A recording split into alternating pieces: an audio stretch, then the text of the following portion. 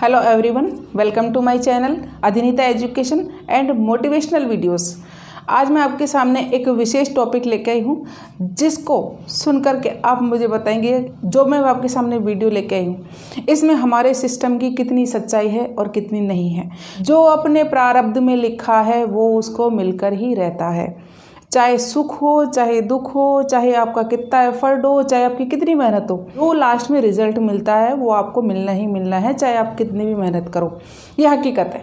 जो बड़े बड़े अधिकारी हैं, अच्छी खासी इनकम कमाते हैं, फिर भी एक अनपढ़ के अंडर में काम करते हैं। हम जब शुरुआत में 10वीं पास करके सब्जेक्ट लेते हैं तो समझदारी दिखाते हैं कि सबसे इंटेलिजेंट है, सबसे समझदार है, वो लेते हैं साइंस लेकर के बीटेक करते हैं, एमटेक करते हैं।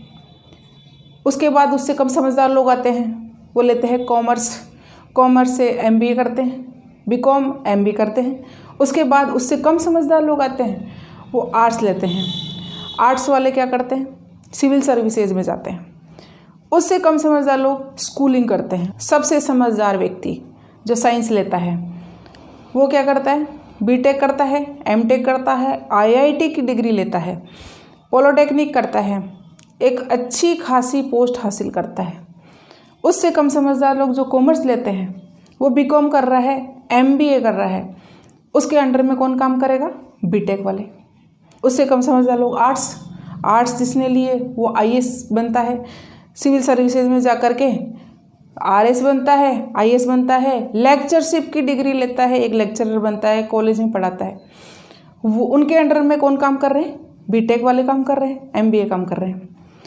उससे कम समझदार लोग जो स्कूलिंग करते हैं वो मतलब पॉलिटिशियन के अंडर में कौन आ गए, आईएएस आ गए, आरएस आ गए, लेक्चरर आ गए, बीटेक वाले आ गए, एमटेक वाले आ गए, आईआईटी होल्डर भी आ गए, कॉमर्स वाले भी आ गए, जो बीकॉम कर रहे हैं, एमबीए कर रहे हैं, वो सारे पॉलिटिशियन के अंडर में आ गए।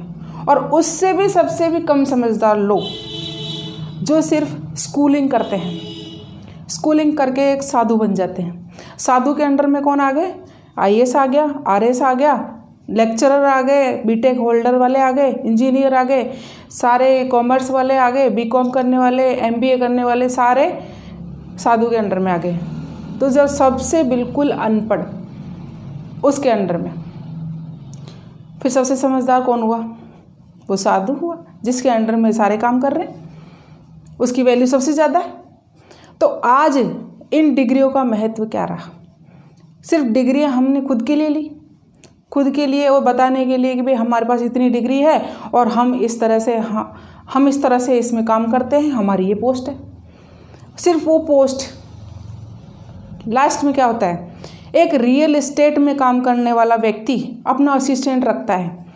वो असिस्टेंट की डिग्री क्या है, IITN किया हुआ, और उसकी सैलरी क्या है, 50,000, ज़्यादा से ज़्यादा 1 लाख, इससे ज़्यादा सैलरी नहीं है।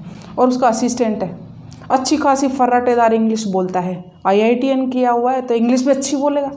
और जो उसका मालिक है वो 10वीं पास ही है, वो इंग्लिश बोलता है, उसको समझ में तक नहीं आता है कि ये इंग्लिश क्या बोल रहा है, बल्कि वो बार बार उसको टोकता हो रहा है कि तू हिंदी में बात कर, क्योंकि वो उसको समझ में ही नहीं आता। मालिक तो है लेकिन उसको समझ में नहीं आता।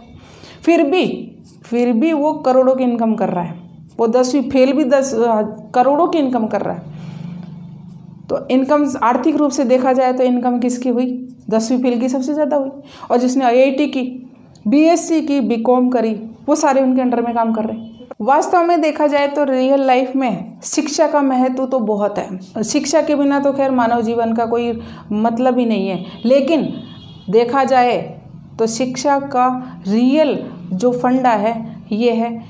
आप मेरी बात से कितने सहमत हैं। मेरा कहने का मतलब सिर्फ इतना है, मैं किसी भी वर्ग विशेष के बारे में कोई टिप्पणी नहीं कर रही हूँ, न ही इसमें कुछ मेरे मत रख रही हूँ, लेकिन जो रियलिटी है वो आपको मैं बताना चाह रही हूँ इस वीडियो के माध्यम से। आपको मेरा वीडियो कैसा लगा इसके बारे में मुझे कमेंट्स करके बताना, और आपको अगर ये वीडियो अच्छा लगता है तो लाइक करो, शेयर करो और अपने साथियों तक पहुँचाओ। इसी के साथ thank you so much watching my channel. Thank you.